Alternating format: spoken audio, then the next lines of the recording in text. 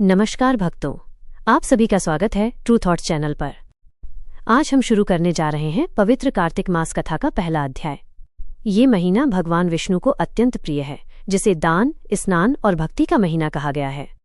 इस मास में भगवान श्रीहरि की कथा सुनने और दीपदान करने का असीम फल मिलता है। तो आइए आरंभ करते हैं कार्तिक माह की प्रथम अध्याय, कथा भक्तिमय भाव से। एक समय की बात है, महर्षि नारद जी भगवान विष्णु के लोक में पहुंचे और बोले, हे प्रभु, कृपा करके बताइए कि ये कार्तिक मास इतना पवित्र क्यों है? क्यों इस मास में स्नान, दीपदान और व्रत का इतना महत्व बताया गया है? भगवान श्रीहरि विष्णु मुस्कुराए और बोले, हे नारद, ये प्रश्न बहुत शुभ है। सभी महीनों में कार्तिक मास मेरा सबसे प्रिय मास है।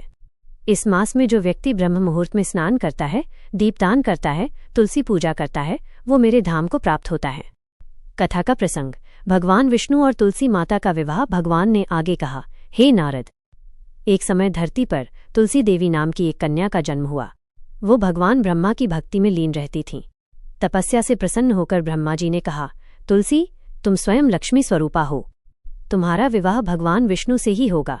लेकिन कुछ समय पश्चात तुलसी का विवाह शंखचूड़ नामक असुर से हुआ। शंखचूड़ अत्यंत बलवान और धर्मात्मा था, परंतु भगवान विष्णु के भक्तों को सताने लगा। तब देवताओं ने भगवान विष्णु से प्रार्थना की, हे नारायण, इस असुर से हमें मुक्ति दिलाइए। भगवान विष्णु ने कहा, हे देवताओं, उचित समय आने पर मैं इसका अंत करूंगा। एक दिन भगवान ने ब्राह्मण रूप धारण कर शंखचूड़ से उसकी रक्षा कवच मांग लिया, जिससे वो निर्बल हो गया। फिर भगवान शिव ने शंखचूड़ का वध किया। जब तुलसी को ये ज्ञात हुआ तो वे अत्यंत दुखी होकर बोलीं, हे प्रभु, आपने मेरे पति का वध किया। मैं आपको शाप देती हूं कि आपका स्वरूप भी पत्थर का हो जाएगा। भगवान विष्णु ने विनम्रता से कहा, हे देवी, मैं आपके शाप को वरदान में बदल दूंगा।